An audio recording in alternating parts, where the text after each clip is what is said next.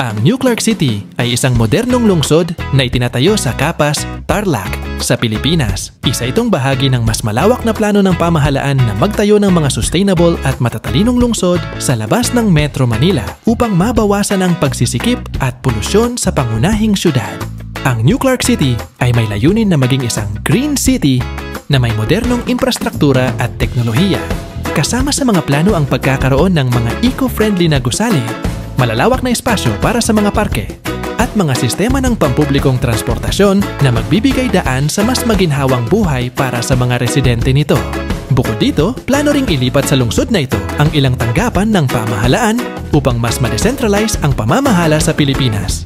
Sa kabuuan, ang New Clark City ay simbolo ng patuloy na pag-unlad ng Pilipinas tungo sa mas sustainable at modernong hinaharap.